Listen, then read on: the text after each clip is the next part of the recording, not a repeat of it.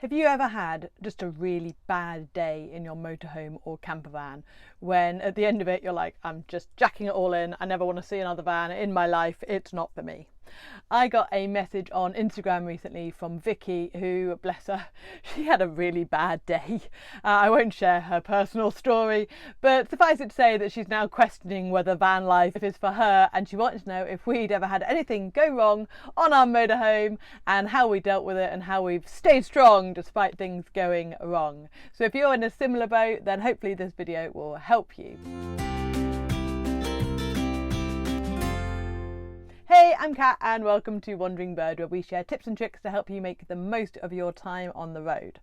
And I always say that one of the biggest things you need to get when you go off in your motorhome or camper van or caravan or whatever you've got is a little bit of confidence, because A, they're fairly decent sized vehicles, but there are all sorts of things which could befall you adventures. And the more you go out and the more you do adventures and the more you explore, the more there is the likelihood that things could go wrong. So to answer Vicky's question, I'm going to share 5 of the most terrifying moments that we have had in our van. Now, the problem with bad moments or things going wrong is that my immediate response is not to pick up a video camera and film it. It's just not. So I don't have an awful lot of in the moment footage. I know there are some YouTubers who literally walk through their lives with a video camera in hand, and that's great, and you get an awful lot of their real life experiences. Unfortunately, I don't do that, and I think if our vehicle was on fire or we were screaming down a mountain without any brakes, both of those things have happened, you'll hear more of them later, and I picked up a camera to film it, I think Miss WB might actually murder me. So I'm not going to start filming things in the moment, but I am more than happy to share with you what's happened and how we've dealt with them. So talking about those two things, the most terrified I have ever been in our van ever was on our very first trip to Europe, and we'd gone to the Italian lakes in August. Mistake. And we had realised that was a mistake, and we'd headed up into Switzerland, into the Swiss Alps, and we had had the most incredible day. Our daughter had just got her A-level results, and we'd gone up the campervan funicular, and we'd been enjoying this incredible scenery and the lake at the top, and it was just magic. It was everything that we love about motorhome touring in the space of about 12 hours. It was fab. And we got down from the campervan funicular and we headed off down the mountain. If you've ever been, you'll know that it's sort of near the top of a fairly big mountain in the Swiss Alps. And within about 100 metres, our brakes failed. Like, failed. Now, if you've never driven in the Swiss Alps, I'm assuming you've at least seen a photo of the hairpin bends that pretty much all mountainous regions are famous for. They're tight, they're pretty much 180-degree switchbacks all the way up and down these mountains. And we had no brakes. I am so grateful that my husband was driving, because he had the ability and the knowledge to use engine braking and to use the handbrake. We destroyed our handbrake, and frankly, I don't care. And it was the only way we had to slow ourselves down. To make things worse, we were in our first motorhome, which was 7.4 metres, and we were towing 2 motorbikes on an unbraked trailer behind us going downhill. So this unbraked trailer was actually pushing the motorhome faster and faster.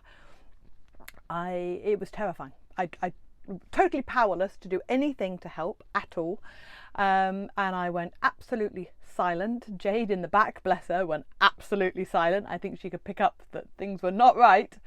And we just had to trust that my husband could get us down the mountain. I don't know how he did it. I don't ever want to be in that situation again to figure it out.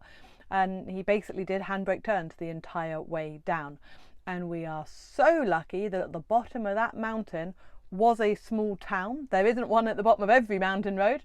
And in that small town there was a little garage, and we managed to pull into the garage in this cloud of steaming, screeching, burning hot brakes. And the guy, he didn't speak any English, came out and just went, "Oh, oh, can you help us?"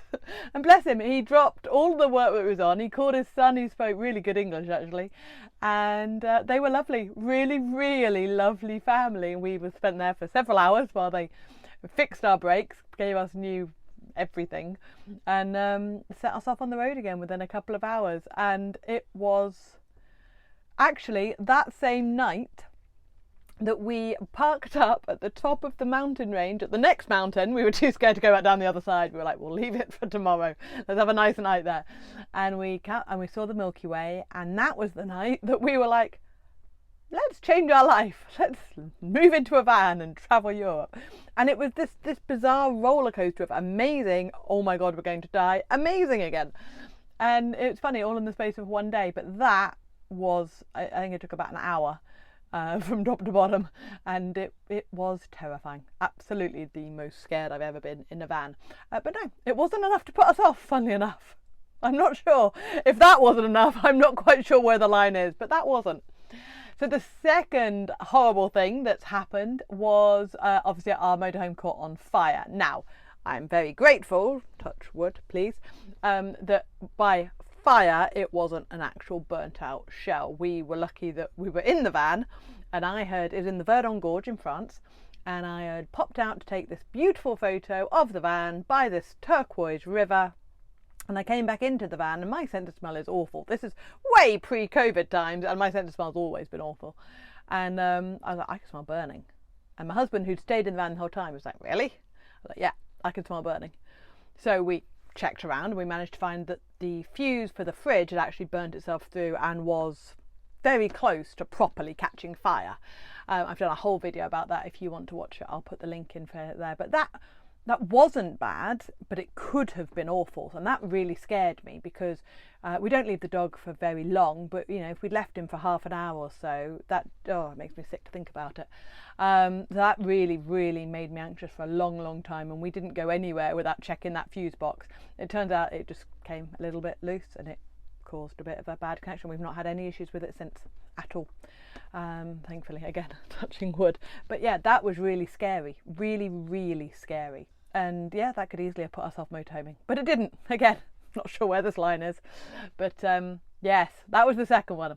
The third one, in terms of things going wrong whilst we're travelling, was when Mac got injured. So he, bless him, because he's a spaniel and he's a foolish boy, chased his ball into a big hedge, and we don't know whether it was barbed wire or whether there was a badger or something in that hedge, but he got stuck. He then started making whiny help me noises.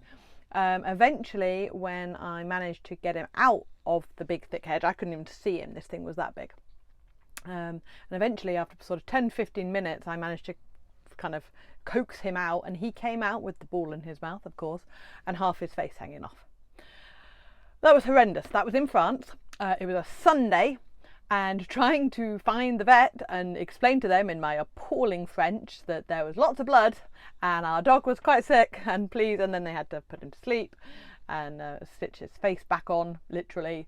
And we're lucky that he hasn't got much of a scar, in all fairness, but that was horrible. Partly because of the language barrier, and I didn't really understand what they were doing to him, and I didn't understand if he was going to be okay or not, and just partly the problem is he's running around with a ball in his mouth with this sort of flap of skin, and you can't tell with our dog whether he's really badly injured or not, because he was literally running around with his tail going, asking us to throw the ball for him. So that was not fun. I had nightmares after that for quite a long time. So that was number 3. We have been stuck several times down small roads that we had no business going down with the motorhome, and pretty much every time we've been stuck down a small road, we've had a trailer on the back. So the first time this happened was in Wales, and sorry baby, did I say your name? And we got stuck, and we got in there, we parked in this beautiful wood, and we had a picnic, and I don't think we had the dog then, but we sat out, and this local came to walk their dog, and they're like, you're not getting out of here. What do you mean we're not getting out of here? We got in here, we can get out. And they were like, you can't drive up that way. It was a one-way sort of road. And well, you can't drive up that way, there was a sharp wall, and you're not going to get your motorhome and the trailer around that. Oh, aren't we? No. Oh, and this was our first trip in the van, like, ever. And we'd gone to South Wales. And so we walked up the road until we got to the wall he was talking about, and we were like, he's right, we're not going to go around that angle, we're going to scrape the whole of the side of the motorhome off. But there wasn't enough space to turn the van around. Even if we unhooked the trailer, there wasn't. It was a tiny little Welsh road. There was not enough space for us to swing the van round. So the only thing we could do was reverse our motorhome with the trailer going first, backwards, up about 1.5 miles of hill. It was a really narrow road. I walked up ahead to stop any vehicles that were coming down. Thankfully, we didn't see any, which was just sheer fluke. And yes, that was not fun. Not fun at all. And then I think, so that's happened a couple of times. It happened in France as well. And I think the last one to make our top 5, there have been many others. The time I forgot my passport, we had to do a 10-hour round trip, and several times where we've been stuck, or the trailers got stuck, or things have gone wrong. Oh, running out of gas was a good one. That was quite scary, actually, in France. Again, one of our very first trips.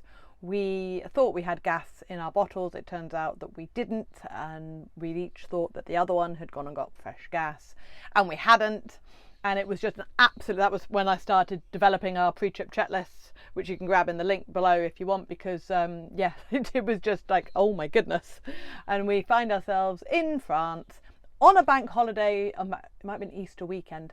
So it was a long weekend, and everything was shut, and none of the gas bottles that we could buy had the right connectors to fit our UK system. They just don't. All the ones in Europe, there are 3 different types in Europe, none of them will fit the UK system. And that was really tough because it was cold. It was the end of March, beginning of April. We needed heating, we had nothing. What we did was we went to campsites, we had the electric, and we used the heating on there. But there was a bit of time where we were a bit like, oh, what do we do now? So we had a gas kettle and all that. We couldn't make brews and coffee and things. So that was yeah, that was an interesting couple of days. But I think the last thing, if Mr. WB was in this list, the last thing to make the list would be the time that his motorbike, and of course it was his motorbike, bless him, his pride and joy, on the trailer, something on our straps didn't work right, and one of them unhooked themselves, and his bike went flying into my bike on the trailer and got a massive dent in the tank. Massive dent in the tank. And this was his pride and joy motorcycle that he lovingly restored. That was not a good day in the van, was that one. Actually, I'll tell you another one that I don't even know how long this list's gone now, but another one that was awful was when Mrs. WB ended up in hospital about 2 years ago, and I was in Europe with the van and the dog.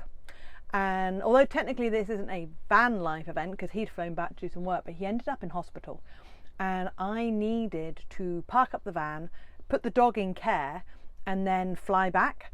And something that I really recommend that everybody does if you're going to be doing a lot of travelling is have an emergency fund. Certainly have an emergency credit card, because I was so grateful that I could just find a parking place for the motorhome, find local dog sitter that looked after dogs, and when I met them, to be fair, I did actually know someone who actually recommended someone, so that made life a little bit easier in all fairness.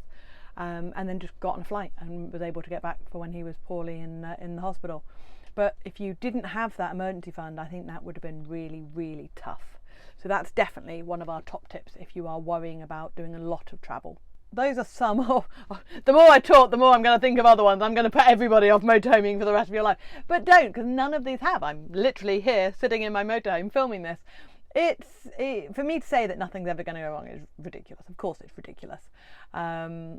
But a lot of it is trying to mitigate the risks and try to make yourselves do as much as you can to mitigate the risks. And then after that, you've just got to live your life.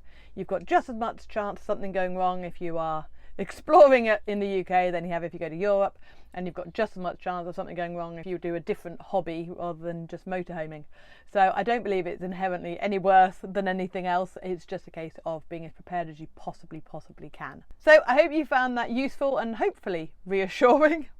If you've had any major catastrophes or events that you are happy to share, by all means drop them in the comments. I'm sure other people would be interested to read them.